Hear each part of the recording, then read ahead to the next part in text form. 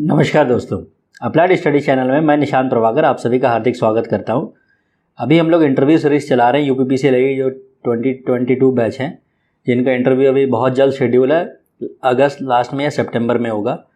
ठीक है, तो आप टेक्निकल क्वेश्चंस और एचआर क्वेश्चंस हमारे चैनल से पढ़ सकते हैं। मैं वीडियो सीरीज़ में बना रहा हूँ, तो इन कंटिन्यूएशन आज अभी हम लोग बेसिक डिफिनेशंस की कुछ वीडियो बनाकर डाल रहे हैं इस चैनल पर। इसमें एक वीडियो आप एक्सेस कर सकते हैं, लेक्चर नंबर 5 के नाम से होगा। ठीक है, तो उसी के कंटिन्यूएशन में नेक्स्ट अभी हम लोग देखेंगे कुछ बेसिक डिफिनेशंस जो कि इंटरव्यू में आपसे पूछा जा सकता है। इन डिफिनेशंस को आप याद करके जाइए, ताकि जब आपसे है ये बहुत फंडामेंटल चीज़, लेकिन हो सकता है इंटरव्यू में आपको आने के बाद आप प्रॉपरली एक्सप्लेन ना कर पाएँ, तो प्रॉपर स्टेटमेंट आप याद करके जाइए। उसके बाद कुछ एक्सप्लेनेशन पूछे तो वो आप किसी भी लैंग्वेज में, हिंदी में भी कंफर्टेबली बोल सकते हैं। तो देखिए, अभी हम लोग चलते हैं, सारे क्वेश्चंस देखते हैं।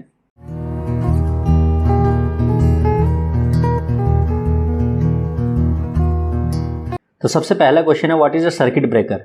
अब हम लोग प्रोटेक्शन के कुछ टर्म्स देखेंगे कि सर्किट ब्रेकर क्या होता है। आप लोगों ने सुना होगा सबस्टेशन में सर्किट ब्रेकर। ठीक है, सर्किट ब्रेकर क्या है? एक प्रोटेक्टिव स्विच है, ये इसका सिंबल है। ठीक है, हमारे यहाँ SF6 सर्किट ब्रेकर यूज़ किए जाते हैं। अब मेनली हर जगह SF6 सर्किट ब्रेकर यूज़ किए जाते हैं। क्यों यूज़ किए जाते हैं, इसका मैंने अलग से एक शॉर्ट वीडियो बना के डाल दिया है। ठीक है, तो सर्किट ब्रेकर है क्या? सर्किट ब्रेकर एक प्रोटेक्टिव स्विच है जो कि which can make the circuit and break the circuit during normal and abnormal condition respectively. देखो, नॉर्मली क्या है, सर्किट ब्रेकर ऑन कंडीशन में रहता है। ठीक है, और अगर फॉल्ट आता है तो तुरंत रिले सेंस करके सर्किट ब्रेकर को सिग्नल भेजता है। ब्रेकर क्या करता है, लाइन को ट्रिप कर देता है।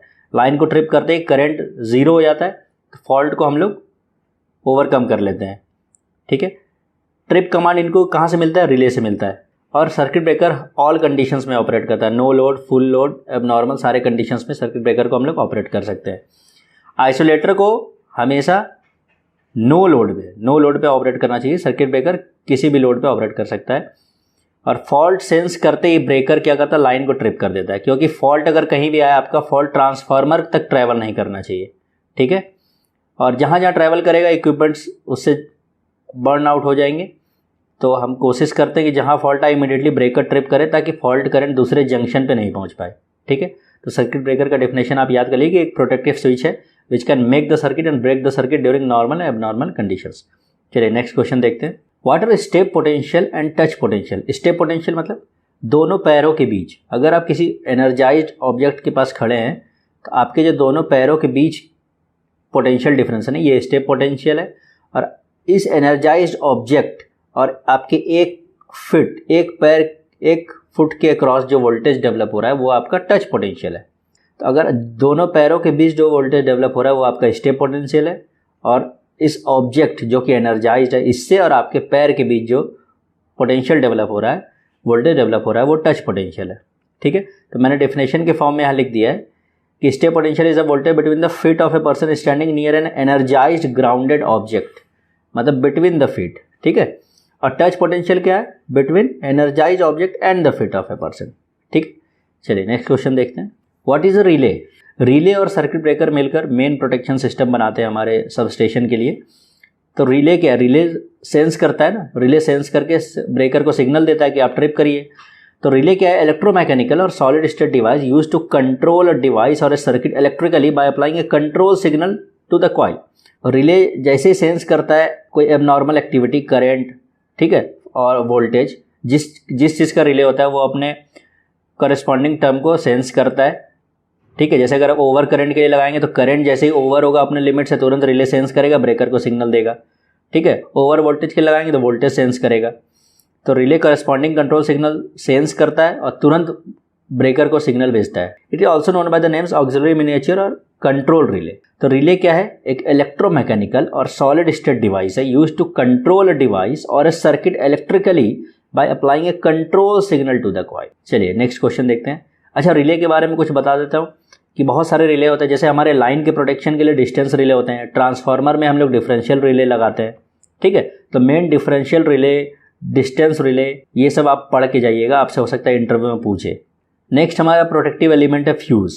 आप अपने घर में देखते होंगे फ्यूज़ ऐसे होता है, ये फ्यूज़ वायर होता है इसके क्रॉस, ये फ्यूज़ वायर होता है इसके क्रॉस। जब भी फॉल्ट आया हैवी करंट पास हुई तो ये एक फ्यूज़ वायर क्या होता है, मेल्ट हो जाता है। जैसे मेल्ट होगा तो ये ओपन सर्किट हो गया, अब इसके क्रॉस करंट पास नहीं हो पा रहा है, ठीक है। तो फ्यूज़ यही काम करता है कि जैसे ही अब नॉर्मल करंट हुआ अपने आप को मेल्ट कर लेगा, जो फ्यूज़ वायर मेल्ट हो जाता है और सर्किट को ओपन कर देता है।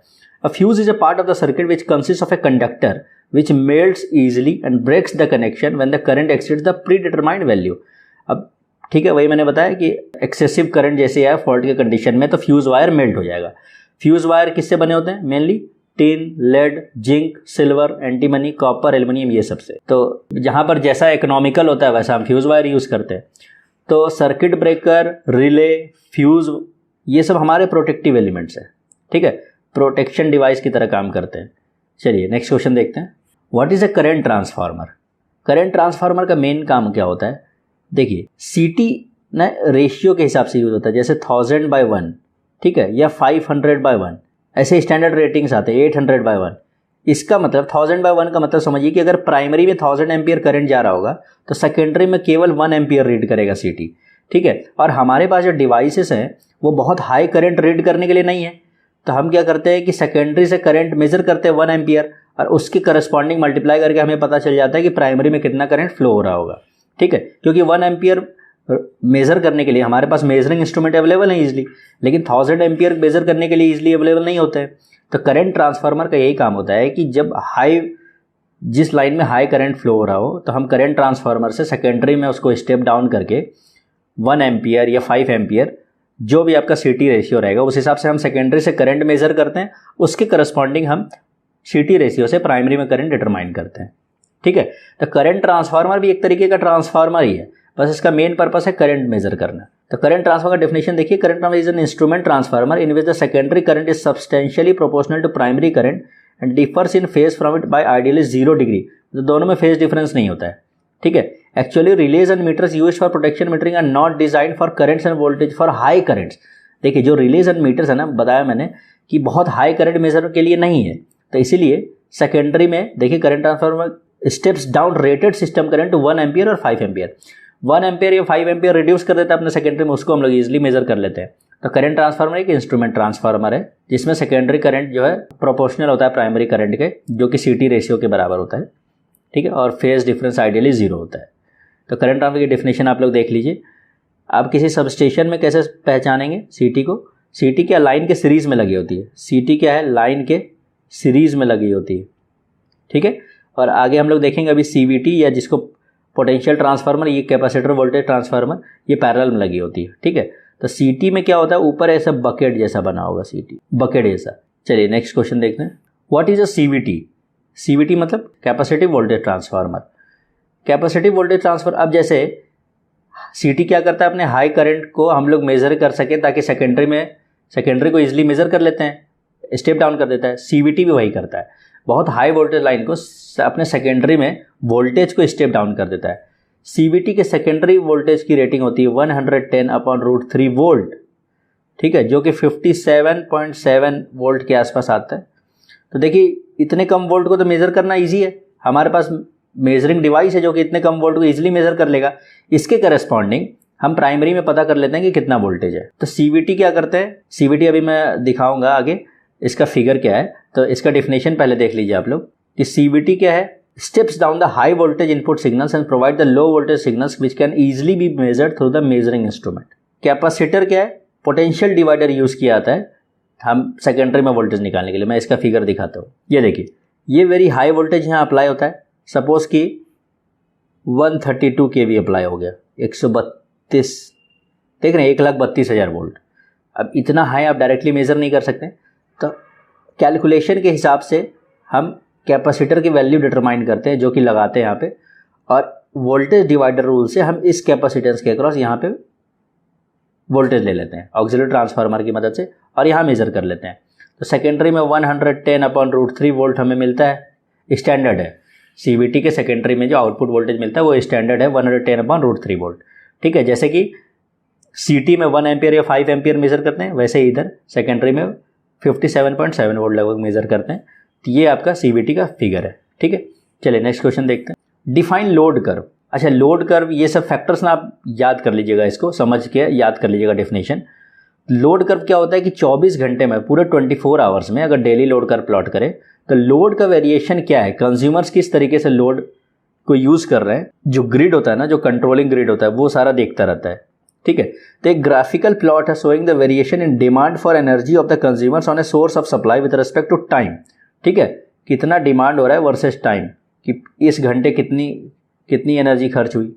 ठीक है, इस घंटे कितनी एनर्जी खर्च हुई, तो प्लॉट होता है जैसे डेली। एक टाइम पे पता चलेगा कि पीक लोड है, यहाँ पे सपोज कि 10 बजे 11 बजे पीक लोड आ जा रहा है क्योंकि इंडस्ट्रीज ऑपरेट करते हैं। तो लोड कर मतलब हम एक प्लॉट करते हैं जिसमें हम देखते हैं कि किस टाइम पे कितना लोड हमारा शहर या कोई भी पार्टिकुलर एरिया यूज़ कर रहा है। अगर ये 24 आवर्स के हिसाब से हम लोग प्लॉट करते हैं तो उसको डेली लोड कर्व बोलते हैं। ठीक है, ऐसे ही मंथली कर सकते हैं, वीकली कर सकते हैं। तो लोड कर्व यही होगा, ग्राफिकल प्लॉट है कि कितना एनर्जी कंज्यूम हो रहा है वर्सेस टाइम। चलिए नेक्स्ट क्वेश्चन देखते हैं। लोड फैक्टर क्या होता है? लोड फैक्टर होता है average load divided by maximum load, कि मैक्सिमम लोड कितना है, पीक लोड कर्व से हमें पता चल जाता है कि मैक्सिमम लोड क्या है या पीक लोड क्या है। तो आप एवरेज लोड निकालते हैं एक टाइम पीरियड सेलेक्ट करके, और उस टाइम पीरियड में जो आपका मैक्सिमम लोड था दोनों को डिवाइड करते हैं, और ये हमेशा लेस देन 1 होता है। ठीक है, क्योंकि एवरेज लोड तो मैक्सिमम लोड से कम होगा। अच्छा, लोड फैक्टर से हमें पता चलता है कि यूटिलाइजेशन रेट क्या है आपका, मतलब कि कितनी एफिशिएंटली आपकी इलेक्ट्रिकल एनर्जी यूज़ हो पा रही है उस एरिया में। ठीक है, तो ये लोड फैक्टर है। हम लोग कोशिश करते हैं कि क्लोज टू 1 रहे, लेकिन लोड फैक्टर लेस देन 1 होता है क्योंकि एवरेज लोड हमेशा मैक्सिमम लोड से कम होगा। चलिए नेक्स्ट क्वेश्चन देखते हैं। What is diversity factor? Diversity factor होता क्या है, देखिए कि ratio of sum of maximum demands of individual loads, अलग अलग जगह का निकालता है। अभी इस एग्जांपल में मैं बताता हूँ। Connected to the system to the simultaneous maximum demand of the system itself. मतलब सपोज कि ये एक सिस्टम है, इसमें A B C अलग अलग एरिया मैंने बांट दिया है। ठीक है, इसका मैक्सिमम डिमांड सपोज M1 है, इसका M2 है, इसका M3 है, इसका M4 है, और ओवरऑल सिस्टम का मैक्सिमम डिमांड है M5। तो ये M1 plus M2 plus M3 plus M4 को डिवाइड करेंगे आप M5 से, तो आपकी ये डाइवर्सिटी फैक्टर आ जाएगी। डाइवर्सिटी फैक्टर से हमें पता चलता है कि किस एरिया में, ठीक है, किस हिसाब से लोड यूज़ किया जा रहा है। जैसे एग्जांपल दिखाता हूँ मैं। देखिए, the industrial load is 1500 kilowatt, domestic load is 100 kilowatt, municipal load is 50 kilowatt. The maximum demand for the power transformer is 1000 kilowatt. देख रहे हैं, पूरे पावर ट्रांसफार्मर पे मैक्सिमम डिमांड 1000 किलोवाट है, लेकिन इंडस्ट्रियल लोड 1500 है, डोमेस्टिक लोड 100 है, municipal load 50 है। डाइवर्सिटी फैक्टर क्या होगा, आप इन तीनों को ऐड करिए, 1500 प्लस 100 प्लस 50, तो ये आपका आ जाएगा 1650। डिवाइड करिए 1000 से, तो आ गया 1.65। तो ये आपकी डाइवर्सिटी फैक्टर है। इससे आपको पता चलेगा कि किस एरिया में, मतलब आपकी डाइवर्सिटी क्या है, लोड किस हिसाब से डाइवर्स हो रहे हैं, किस एरिया में कैसा यूज़ हो रहा है। ठीक है, अब लास्ट क्वेश्चन देखिए, व्हाट इज कैपेसिटी फैक्टर?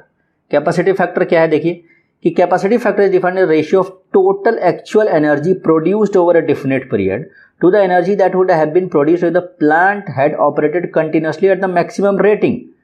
मतलब कि एक हाइपोथेटिकल सिचुएशन ले लेते हैं कि अगर हमारा प्लांट 24 घंटे चलता रहता, एक डिफिनेट टाइम पीरियड लेते हैं कि उस डिफिनेट टाइम पीरियड में अगर हमारा प्लांट कंटिन्यूअसली ऑपरेट होता रहता है अपने मैक्सिमम रेटिंग पे, तो कितना प्रोड्यूस करता और एक्चुअल में कितना प्रोड्यूस करता है। तो जो एक्चुअल में एनर्जी प्रोड्यूस करता है अपॉन हाइपोथेटिकली वो अगर प्रोड्यूस करता है उस पीरियड में, उन दोनों को डिवाइड करते हैं, ये होता है हमारे कैपेसिटी फैक्टर, मतलब उस प्लांट की कितनी क्षमता है।